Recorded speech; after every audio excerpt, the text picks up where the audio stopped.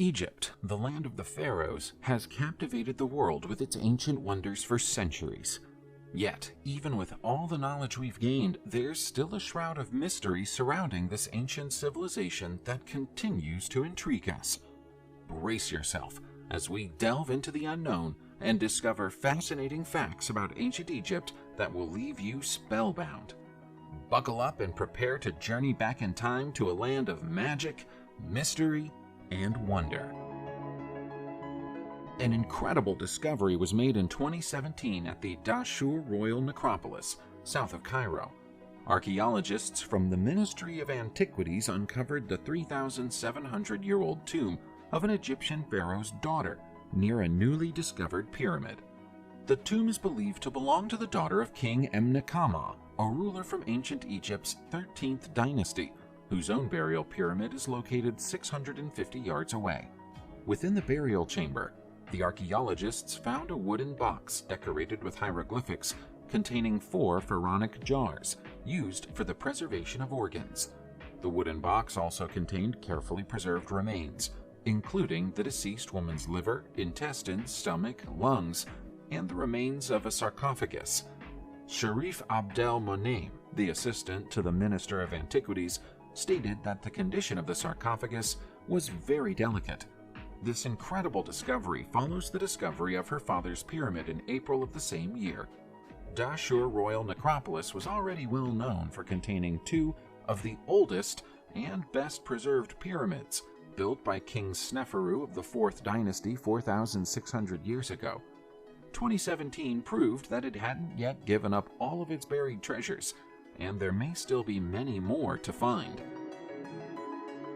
In ancient Egypt, death was only the beginning, as they believed in the afterlife. However, getting there was no easy feat. The soul had to travel through the 12 chambers of hell, facing demons, monsters, and fire-breathing serpents. Embalmers extracted the body's vital organs, leaving only the heart inside, the soul's home. Even after death, the soul needed to eat, so a sorcerer had to call on the gods to open its mouth. The ferrymen of the gods helped the soul cross the river in the sky, but the journey through the netherworld was even more perilous.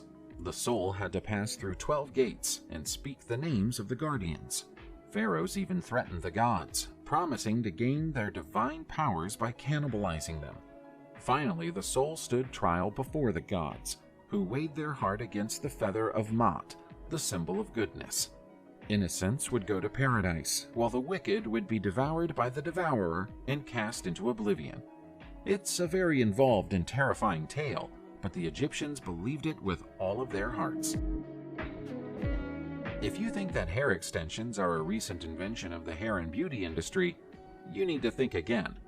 Hair extensions have been around for thousands of years, and we found the perfect skull to prove it to you. This is the skull of a woman who was buried in a city called Amarna some 3,300 years ago, but she wasn't considered important enough to be mummified, so she was wrapped in a shroud. When archaeologists eventually unwrapped her in 2014, they found that some of her hair was still attached to her skull, only it wasn't really her hair. There were more than 70 hair extensions attached in a series of layers, and in a quite complex pattern. When she was alive, her hairstyle must have been a remarkable thing to look upon. Other skeletons found within the Amarna region also show evidence of hair extensions, including one body that had extensions made of both black and gray hair. Oddly, no evidence of the practice has ever been found at other Egyptian sites. Perhaps Amarna was, like Paris, Milan, or New York, a fashion-leading city of its era. A discovery made in Avaris in 2012 seems to confirm the existence of a practice that was previously thought to be a rumor or a myth. Archaeologists excavating an ancient royal palace came across 16 human hands divided between 4 pits in front of what's thought to be an ancient throne room. There were no left hands found, only right hands. They're approximately 3,600 years old and date back to a period when the Hyksos people ruled over a portion of Egypt close to Tel El Daba. King Kion was the ruler of the palace, and it's almost certain that the hands were severed as a tribute to him. Some historical records of the time indicate that the king would accept severed hands as a form of payment for gold reserves. The hands probably didn't belong to the people claiming the gold. Instead, they were presented by soldiers, who would have severed them from an enemy of the king. They might have come from Egyptian people, or from other enemies of the Hyksos from the Levant. Interestingly, there are no records of this practice in the original Hyksos homeland of northern Canaan, so it's possible that they picked up the gruesome practice from the Egyptians. In a triumphant moment for Egyptian archaeology, a fully restored obelisk was re-erected near the Karnak Temple in Luxor, Egypt in 2022. This impressive structure, originally constructed in 1457 BCE, was dedicated to the legendary Queen Hatshepsut, the second woman to ascend to the position of pharaoh. The obelisk was originally one of two that stood proudly in honor of her reign, but the bottom two-thirds of the structure were lost over time due to an earthquake or intentional destruction. Thanks to the efforts of archaeologists and engineers, this fully restored obelisk now stands tall once again, with the original top third and a modern lower reconstruction.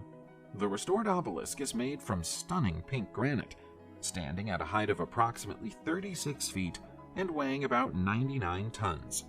It is adorned with intricate carvings that detail Queen Hatshepsut's devotion to the Egyptian god Amun, the most prominent deity during the New Kingdom era. The obelisk's restoration and re-erection were part of a larger preservation project in Luxor, which contains a wealth of ancient Egyptian monuments and tombs. The obelisk had been lying on the ground for centuries and was in danger of crumbling apart, making its restoration vital for its preservation. Have you ever wondered why so many ancient Egyptian statues are missing their noses? The absence of these facial features has puzzled many art historians over the years, leading to various speculations about the causes of this phenomenon. One possible reason is natural erosion, as the harsh elements of wind, water, and shifting sand dunes can cause damage to delicate materials like marble and stone. Over the course of thousands of years, these effects may have caused the extremities of these ancient statues to break off, leaving many with missing arms, legs, and noses. However, another major factor that cannot be ignored is human intervention, particularly vandalism. From the mutilation of Aristotle's statue in Turkey to the defacing of past Egyptian monarchs' statues, the act of removing noses and other facial features has been recorded throughout history. While some acts of vandalism were committed in religious fervor, others were done in attempts to erase or diminish the legacies of past rulers. Another theory suggests that early Egyptologists intentionally denied and hid the African origins of ancient Egypt by removing the noses from the statues. However, the same phenomenon can be observed in Greek and Roman statues, indicating that this may not be a case of racism, but rather an act of humiliation or destruction. No ancient civilization has been studied more than the Egyptians, and yet there are still new things to find out about this mighty race and its empire. We don't even fully understand some of the things we found already, like the Temple of Kom Ombo. The mummified remains of several hundred crocodiles were recently found underneath the temple, thus finally explaining some of the markings on the walls. Unusually for Ptolemaic period Egypt, the temple is divided into two. We have 2 halls, 2 courts, 2 sanctuaries, and even 2 entrances. Half of the temple is devoted to worshipping Sobek, and the other half to Horus. The Sobek half of the temple is covered in crocodile paintings, but nobody could ever work out why. The paintings earned the temple the nickname House of the Crocodiles, but until the crocodile remains were found, most historians just thought of the artwork as quirky and unexplained. What remains unexplained are the engravings of medical and surgical implements on the temple walls, which are said to be the oldest in the world. Were there 2 separate priesthoods here? Was one devoted to medicine and the other to crocodiles? If so, what did they have in common? We don't know much more about Tomb KV55 in the Egyptian Valley of the Kings today than we did when archaeologists opened it in 1907. The one body found inside the tomb has never been identified, and that's just the start of the problem. The body was found surrounded by artifacts and grave goods, but they all appear to be associated with different people. there's a gilded wooden shrine inscribed with a dedication to Queen Tayi in one place, but there are also a pair of clay bricks marked with the name of Akhenaten. The casket is marked with the cartouche of Queen Kia, but its occupant is male. If there's a clue to be found anywhere here, it's the fact that the DNA of the male is very similar to the DNA of Tutankhamun. That means it could be Smenkhare, Tutankhamun's brother. Smenkhare was to be the heir to Akhenaten, so a connection with him makes sense too. The presence of items connected to Queen Kia and Queen Tayi remains unexplained. It's almost as if someone hastily threw a corpse and a load of mixed-up burial goods into a tomb thousands of years ago and then sealed it up before anyone found out what they'd done. The seated scribe, sometimes referred to as the squatting scribe, is one of the most remarkable pieces of ancient Egyptian art ever discovered. The strikingly lifelike sculpture is another discovery from Saqqara, but was found there in the avenue of sphinxes that leads to the Serapeum of Saqqara in 1850. Egyptologists have been able to date the piece to the time of either the 5th or 4th dynasties of the Old Kingdom, making it somewhere between 4,400 and 4,600 years old. As is implied by the name, the delicately painted limestone statue depicts a seated scribe at work. The eyes of the statue are the most lifelike aspect of it, and are made from rock crystal and magnesite. In a curious detail, the nipples of the statue are made from wood. We don't know whether the person depicted in the sculpture is real or imagined, but the semicircular base of the piece implies that it was once fitted to a larger piece of rock, which may have included a name, a title, or both. The thin lips and broad chest of the sculpture have drawn comparisons to Pahernefer, a high official who was alive at around the right time and is recorded in other works of art, but the resemblance isn't so striking that we can be sure it's him. The Egyptians were ahead of all their contemporaries when it came to arts and crafts. To prove it, here are 27 ancient regal statues of Sekhmet, the lion-faced ancient Egyptian goddess of war. The discoveries were made at the site of the Temple of Amenhotep III on the west bank of Luxor. Each of the statues is crafted from black granite. This is a difficult material to work with, and must have been chosen with a specific reason in mind. Perhaps the reason was durability. It was a good choice if so, because the statues are still with us thousands of years later. Most of the sculptures are more than 6 feet tall, although there are a few smaller ones that show the goddess sitting on a throne, holding the Egyptian symbol of life in her left hand. The temple is an enormous site, spanning almost 4 million square feet. To put that in context, it's as big as 65 American football fields. Archaeologists think it was mostly destroyed by an earthquake about 3,200 years ago. There's still plenty more excavation work to do at the temple, so more statues and other artifacts may yet be unearthed. If you have a pet in your home today, it's probably a dog, a cat, or something smaller, like a hamster or a rabbit. 2,000 years ago, tastes were a little more exotic when it came to pets. Monkeys were especially popular and were buried with great ceremony when they passed away, as we can see at this pet cemetery in Berenice, Libya. This was once an important outpost of the Roman Empire, but was also once part of Egypt. The monkey skeletons found in these shallow graves belonged to rhesus monkeys. Even back then, though, there were people keeping cats and dogs.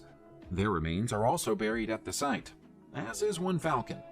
One of the archaeologists responsible for the discovery was amazed by the tenderness with which the pets had been laid to rest, comparing them to sleeping babies. This is the first time that monkey skeletons have ever been found in a deliberate burial ground in Africa. It's likely that the monkeys were imported from India. They'd have been expensive to acquire, and so might have been status symbols for the people who owned them. After centuries of speculation about the construction of the pyramids in Egypt, archaeologists have finally solved the mystery of how the ancient Egyptians built them, according to a multinational team of experts in 2018. While there has been no definitive explanation about how the Egyptians cut, transported, and assembled millions of limestone and granite blocks, the team has found a 4,500-year-old ramp that they believe was used to haul giant blocks into place. The ramp was discovered by a combined team of archaeologists from the French Institute for Oriental Archaeology and the University of Liverpool while excavating at the Hot Nub Alabaster Quarry near Luxor, where blocks of alabaster were cut. The team believes they have discovered the Egyptian system for moving the large building blocks based on their investigations, which involved the construction of a large ramp lined by flights of stairs on each side where large wooden posts were fixed. By pulling on ropes, workmen could maneuver the stone down the ramp using wooden poles and gravity. The discovery confirms the advanced engineering skills of ancient Egypt 4,500 years ago, when most of the world was still in the Stone Age. Subscribe to the channel and turn on notifications, and you will be the first to know when a new video comes out. Thank you for watching, and see you soon.